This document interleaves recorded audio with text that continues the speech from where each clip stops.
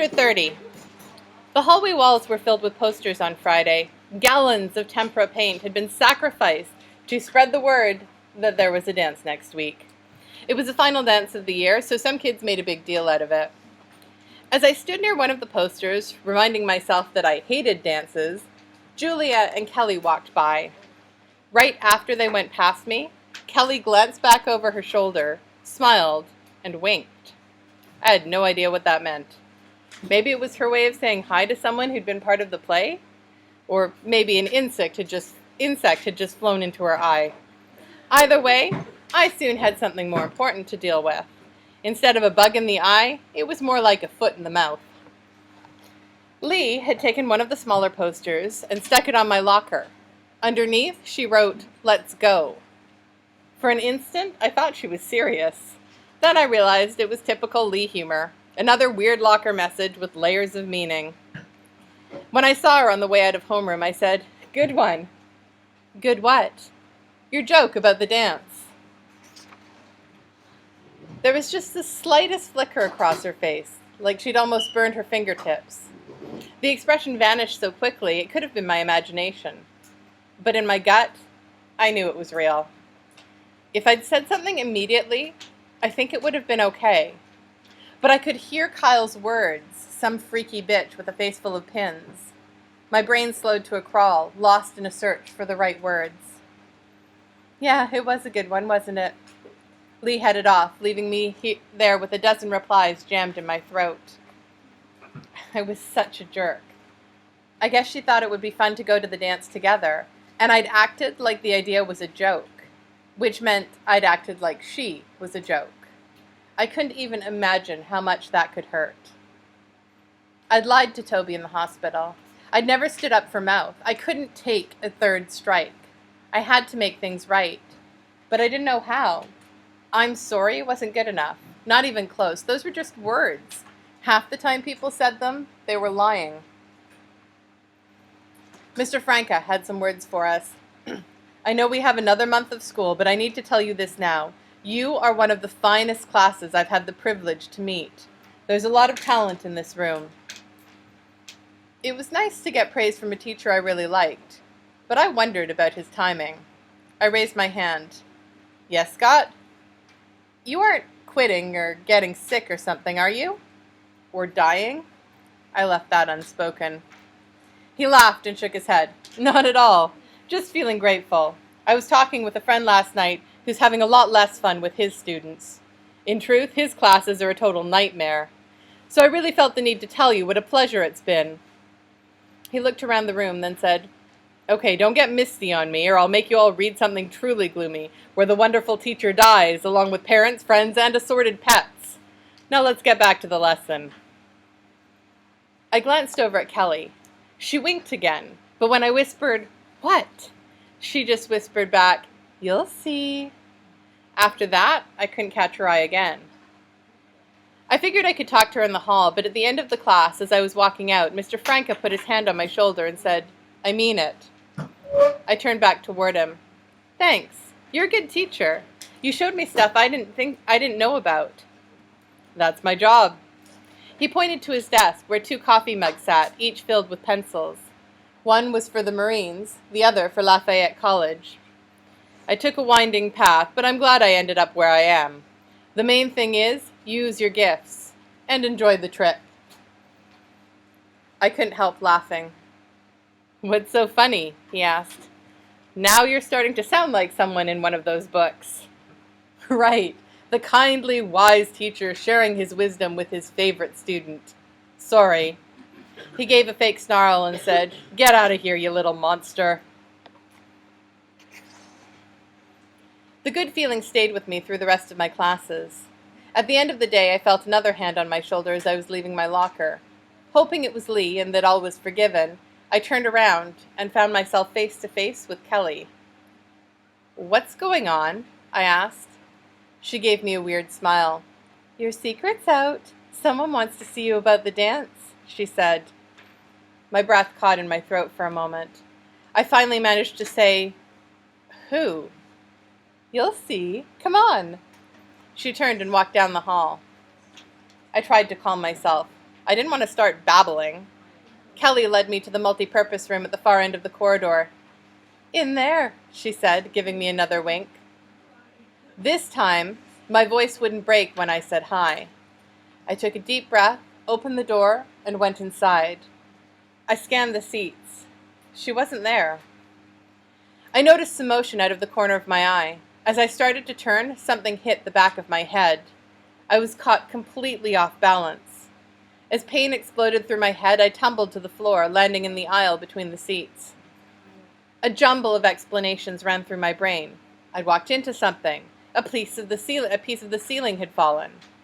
I started to push myself back to my feet when I was hit by a stream of swear words and knocked back down by a kick to my side. I knew the voice. "Vernon." Another kick rocked me as I curled up.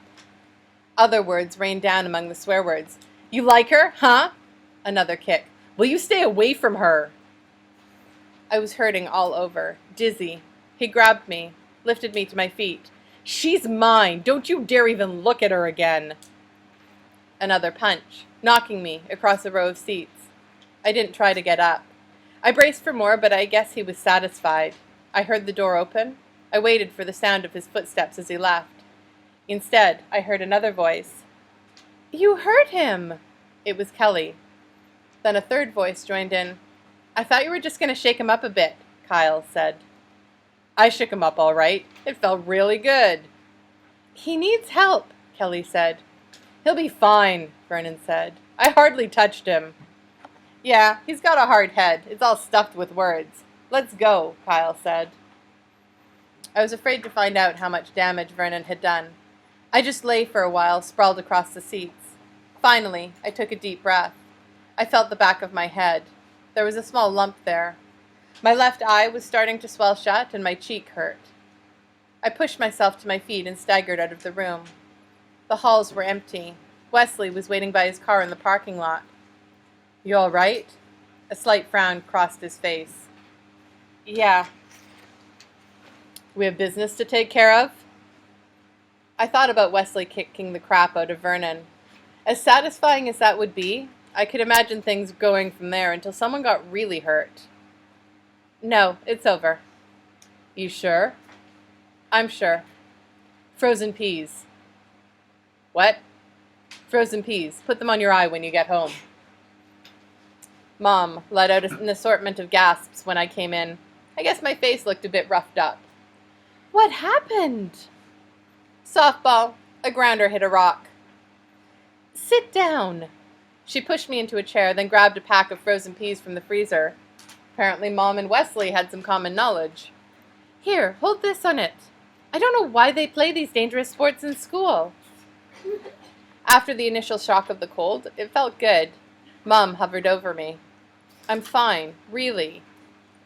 When I gave Dad the softball story that evening, he said, "Did the ball have a name?" "Yeah, but it's not important." "Fair fight?" "Not really." He reached out, put his hand on my chin, turned my head slightly, and stared at my cheek. "That's not too bad. Probably sore for a couple of days. Any other damage?" "Nothing permanent." "Is it over?" "Yeah." "Need me to do anything?" "Nah, I'm okay." "All right. But if you find yourself headed for any more trouble, tell somebody, okay?" "Look, you don't have to worry. It's really over." He nodded and let it drop. Bobby didn't come home until after dinner. When he saw me, he slapped me on the back and said, "All right, the squirt's not just a lover, he's a fighter." May 10th. Watch your back. It's a rough world out here. But if you do get hurt, there's one good thing. That's when you find out who really cares about you. Hey, maybe that's not the only good thing. I feel a list coming on. Scott Hudson's list of good things about getting beaten up.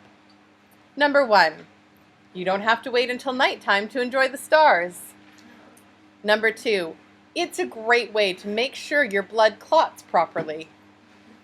Number 3. Bruises break up the monotony of an ordinary complexion. Number 4. It's sort of fun to think about how much his fist must hurt. Number 5. It's nice to know there really is a use for frozen peas. Speaking of fights, I just finished reading The Man in the Iron Mask. It could just as well have been The Ironic Mask. The book is another story about the Three Musketeers. You know, one for all and all for one. But in this story, they break up. I'd always figured they'd stay together forever. I had no trouble sleeping late. My eye didn't look too bad when I got up Saturday afternoon. I guess the frozen peas had helped. But my ribs ached. The bump on the back of my head was a lot smaller, but still sore.